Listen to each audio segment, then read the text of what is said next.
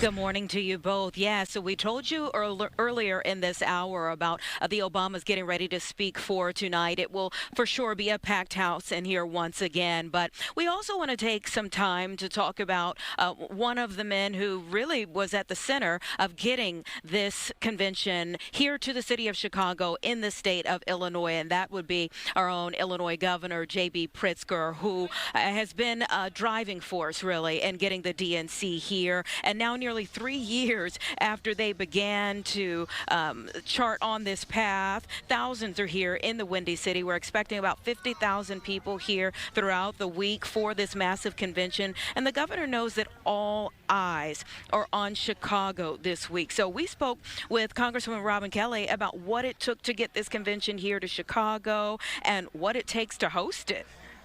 I was a part of the team that presented to the DNC when they came here, so to find out that we were selected was really wonderful. I'm more tired because I'm hosting all these things and running around like a chicken with my head cut off, but I'm excited to welcome, my colleagues here.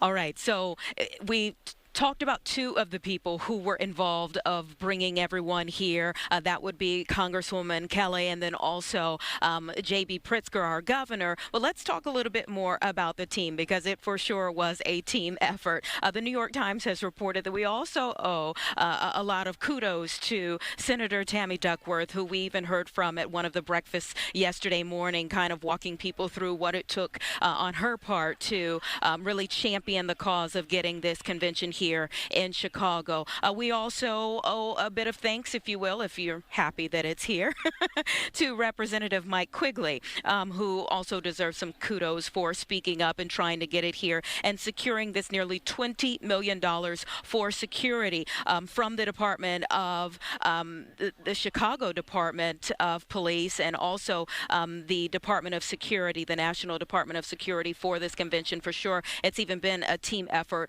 when it comes to security, both nationally and both here locally as well. And we've seen the results of why you need that much security in the area. Just yesterday, you were speaking about the protests, and you will a little bit more. So ahead of the governor's speech, we know that he was, of course, vetted to possibly be on the ballot with Vice President Kamala Harris. We know that he was very integral in terms of even when President Biden was still seeking the next term. So we'll hear more from him again coming up tonight. He for sure has a big name in this party, and we'll see what his future holds as well as they move forward with this race and also in the days after. Back to you.